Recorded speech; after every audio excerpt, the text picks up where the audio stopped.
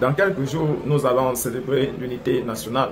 Disons plutôt, dans quelques jours, nous allons mettre de côté notre débrouillardisme pour consacrer une journée à accompagner les gens d'en haut en haut, à continuer à tromper le peuple, à montrer comment ils ont acquis leurs éducations pour tromper le peuple. Ils vont faire des défilés pour montrer des partis politiques, pour montrer les différents corps d'armée, pour montrer comment le peuple camerounais, à travers son système d'éducation, se porte tellement bien, se plaît dans le régime de M. Biya. Ils vont, pour la plupart, chanter des chansons pour glorifier le maître, pour lui montrer à quel niveau, sans lui, le pays ne pourrait pas être à ce niveau. Mais pendant ce temps, ils vont oublier que plus de 28 millions de Camerounais, à eux seuls, seront retranchés dans leur galère, incapables de payer le taxi pour aller dans les lieux de jouissance, incapables de payer la voiture pour aller à la moindre distance que possible, tout simplement parce qu'ils n'en ont pas, parce qu'ils sont en train de lutter entre mettre 100 francs pour avoir l'accès aux data ou alors pour acheter du tapioca pour pouvoir manger.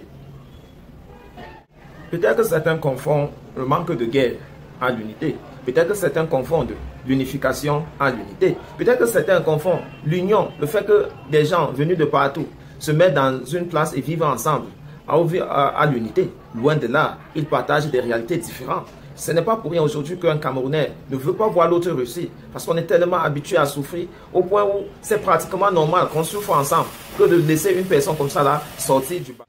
Il ne suffit pas que vous ayez le même président ou alors que vous vivez dans le même territoire, que vous ayez les mêmes cartes d'identité, que vous obéissez aux mêmes lois, que vous travaillez les mêmes jours pour vous dire que vous êtes dans l'unité. Il faut bien plus que ça.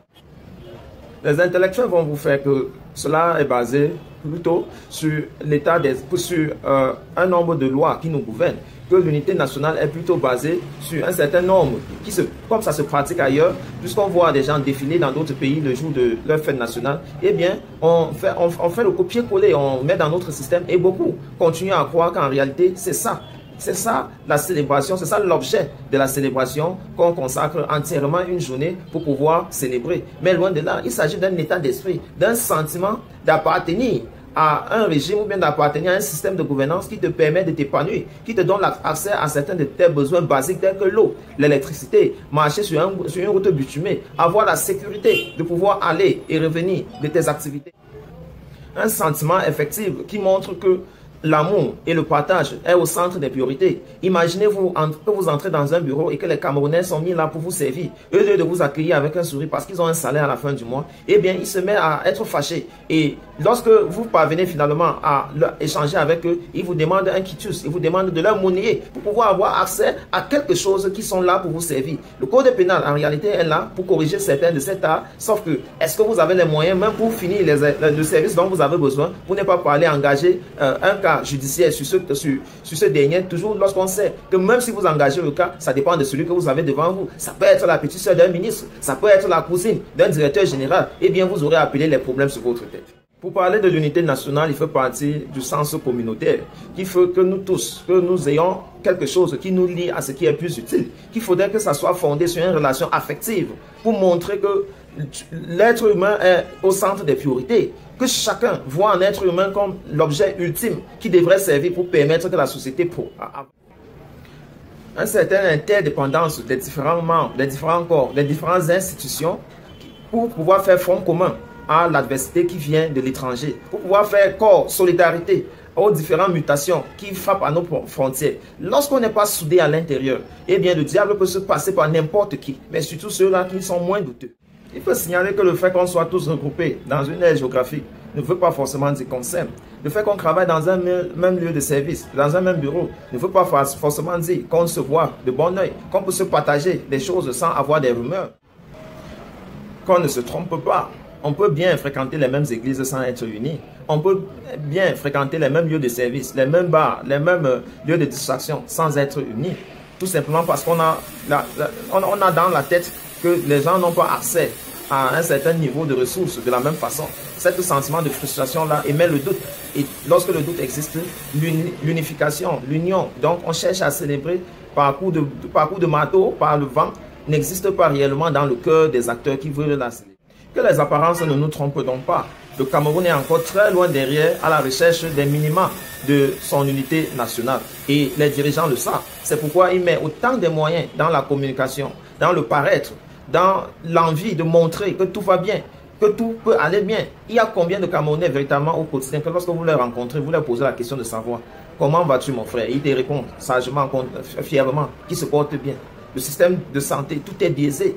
Chaque service qui a accès au peuple est pratiquement teinté. Vous allez voir de plus en plus de Camerounais boycotter tous les services publics, y compris les activités telles que l'élection, qui peuvent même permettre de renouveler les organes dirigeants. Elles ne s'y intéressent pas à cause du manque de confiance dans le cœur des Camerounais. Ne nous fiez donc pas au rite organisé par les gens d'en haut en haut pour donner un symbole d'unité nationale. Cela devrait partir du sursaut du cœur pour pouvoir refléter et jaillir au niveau de l'État central. On devait voir le peuple se mobiliser autour des rues pour célébrer leurs administrateurs lorsqu'ils passent. Mais pratiquement, personne ne s'y intéresse. Les jeunes se sont réfugiés dans des distractions. Les parents se sont réfugiés dans de l'alcool et dans des groupements foyisme où ils passent leur temps à s'endormir. Il faut à tout prix faire des choses qui ne te permettent pas de trop réfléchir, de peur d'être un sujet d'investigation par les pouvoirs en place, parce que ce qui prime, c'est l'ignorance. Il faut véritablement qu'on continue comme ça là, à pondre sous les yeux des Camerounais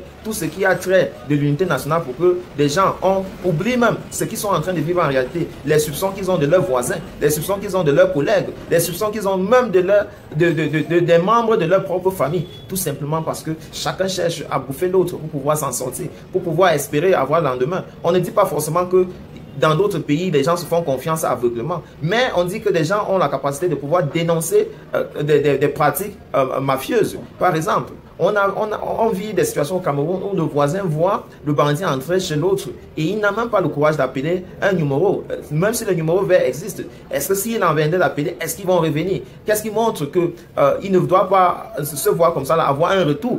Que ce sont des administrateurs qui sont à la charge du peuple de surveiller et de donner la sécurité au peuple, qui partent plutôt monter des coups souvent pour pouvoir attaquer des civils. Donc la situation est pratiquement complexe et on ne sait pas à quel sens réellement on célèbre cette unité nationale. De plus en plus, les discours haineux du tribalisme refait face. Parce que les gens pensent village d'abord avant de penser nation. Les gens écoutent la sonorité des noms avant de donner l'attention. Les gens sont pratiquement réfractaires à ce qui peut leur permettre d'avancer si ça venait de quelqu'un dont la connotation de son nom ne reflète pas celui de son village. Les gens deviennent de plus en plus fragmentés dans leur façon d'aborder la vie. Même lorsque nous savons tous que nous sommes en train de partager les mêmes difficultés, eh bien, celui qui s'est permis un petit luxe commence à faire un niveau de division qui est à nul autre pareil, tout simplement parce qu'il faut s'identifier avec des gens d'en haut en haut. Comment, dans ces moments-là, on peut se flouer, on peut oublier la réalité même de l'unité qui devrait être effective, partant des cœurs où des gens sont fiers à un moment donné de se réunir et puis aller au-delà de leur culture, aller au-delà de leur appartenance à une religion ou bien une autre, aller au-delà de leur personnalité pour réjouir avec d'autres corps, avec d'autres fonctions, ce qui nous reste commun qui est ce pays. Comment pouvons-nous confondre cette réalité-là où des gens sont en train de faire du business avec le fait de se réunir un temps soit peu pour célébrer ce que nous avons en commun? Le tribalisme nous tient encore plus qu'auparavant. La preuve, aux moindres attaques, aux noms, aux communautés, à l'ethnie, vous voyez comment des gens rougissent. J'ai eu à demander à certains amis, pourquoi est-ce que tu te sens tellement concerné lorsque tu lis sur la presse que ta communauté est attaquée? C'est parce qu'en réalité, tu vis avec cette division-là dans ton cœur. Tu n'as pas franchi et tu fais semblant que ça ne t'intéresse pas. Mais le seul fait que tu es menacé, tu es gêné, tu rougis lorsque cette communauté est attaquée, c'est parce que tu vis avec ça en surnois. On ne peut pas parler de l'unité nationale lorsqu'on a des citoyens en majorité qui se comportent de cette façon. Chez nous, beaucoup pensent classe sociale avant de penser humanité, avant de penser nation. Et n'allez pas croire que cette classe-là est définie comme Karl Marx, où il montre les étapes où les gens doivent franchir pour pouvoir passer d'une classe à l'autre. Du jour au lendemain, le frère peut te promouvoir à passer d'un débrouillard à la classe bourgeoise. Et lorsque cette promotion-là n'est pas traçable, eh bien, il est clair que l'influence que tu auras sur tes ex-compagnons de lutte devrait être vraiment machiavéliste, ça devrait être teinté de menaces. Parce qu'il faut à tout prix que ce dernier-là commence à revoir tes vraies couleurs et commence à te payer de l'allégeance, commence à être à tes pieds, devenir tes lèche-pieds, pour que toi également tu puisses avoir un repère sur qui tu as la dominance. Et ce sont des voleurs qui veulent convaincre les volés de les respecter. Ce